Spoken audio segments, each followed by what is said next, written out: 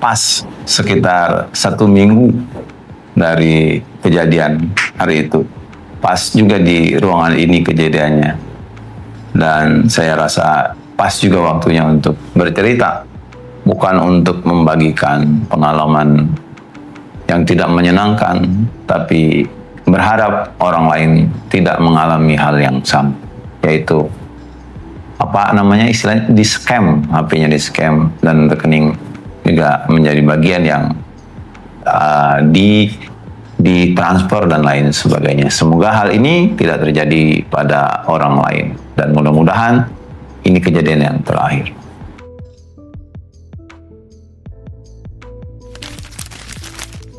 Jadi teman-teman semua, hari ini saya ingin bercerita pengalaman yang tidak mengenakan buat saya pribadi dan mudah-mudahan ini bisa menjadi pelajaran.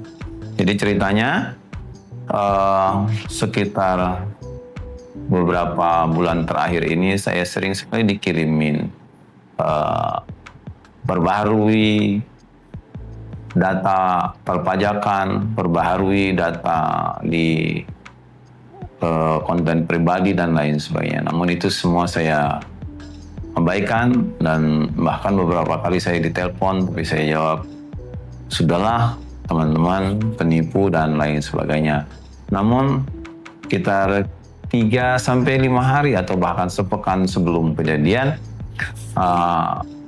di HP saya di WA masuklah chat tentang memperbarui atau aktivasi identitas kependudukan digital. 2-3 hari pertama saya abaikan, hari ketiga, keempat, dan terakhir saya ditelepon dan saya angkat dan disitulah mulai terjadi masalahnya.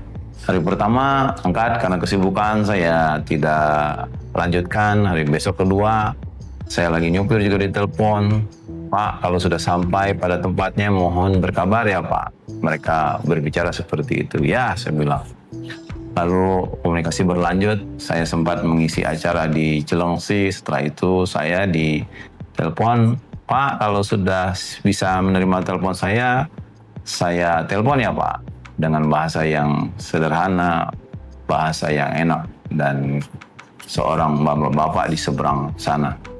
Lalu saat di jalan, saya ditelepon, diangkat, dan saya sempat minggir dulu itu di perjalanan. Lalu saya diminta untuk memperbarui identitas kependudukan digital. Saya bilang, Pak, saya sudah punya aplikasinya. Oh ya Pak, nggak apa-apa, ini yang terupdate. Lalu dimintalah update kependudukan digital itu melalui Play Store kalau nggak salah. Dan diarahkanlah ini terus mengisi apa, data, tanggal lahir, dan lain sebagainya. Dan luar biasanya mereka ternyata sudah punya itu lengkap, mulai dari nama, NIK, kependudukan KK, dan lain sebagainya. Dan begitu saya bilang, Pak, saya sudah punya, mereka bilang, oh Pak, ini yang terbaru dan mohon diupdate. Lalu saya download lah itu dan kemudian mau ngisi beberapa data termasuk tanggal lahir itu. Lalu kemudian mereka bilang dari sebelah sana, suaranya sambil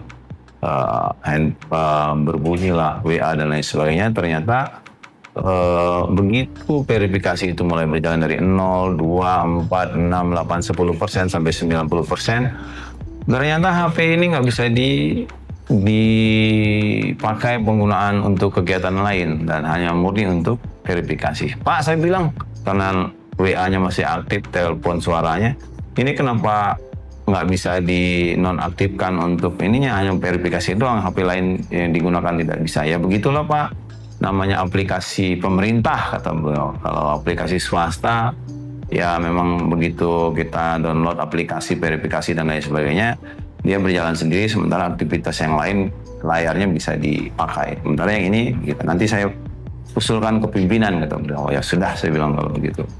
Nah, sampai di tempat, di klinik, saya sudah ada tamu podcast. Dan sebelumnya saya tinggal, Pak, karena ini masih belum 100%, masih belum ini, saya tinggal sholat dulu ya. Udah selesai. Setelah saya sholat pun belum selesai itu. belum sampai 100% verifikasinya dan lain sebagainya. Lalu saya HP tidak saya buka, terus saya sempat podcast dulu dengan narasumber. Selesai podcast, ini pun belum selesai verifikasi, saya belum sampai 100%. Lalu setelah itu beliau di seberang sana bicara, Pak, kalau mau sampai 100% transfer ya.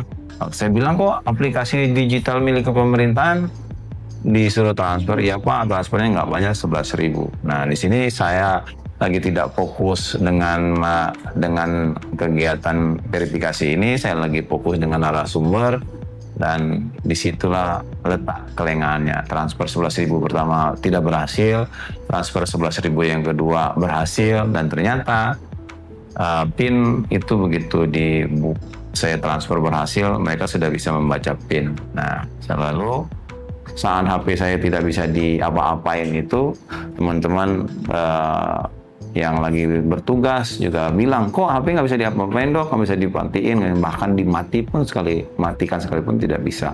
Sehingga pada akhirnya sampailah istri saya WA ke teman-teman yang lagi tugas, dokter Thor lagi main HP atau lagi podcast? Dijawab lagi main podcast.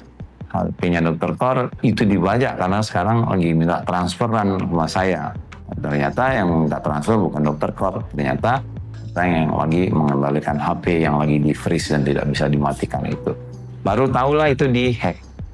Sementara saya belum fokus ke sisi lain, saya lagi fokus ke narasumber, ucapan terima kasih dan lain sebagainya. Setelah narasumber pulang, saya baru buka rekening saya yang transfer tadi, dan ternyata sudah ada transfer berpindah buku atau pindah transferan dari nomor rekening saya ke rekening orang yang melakukan transfer secara ilegal tersebut.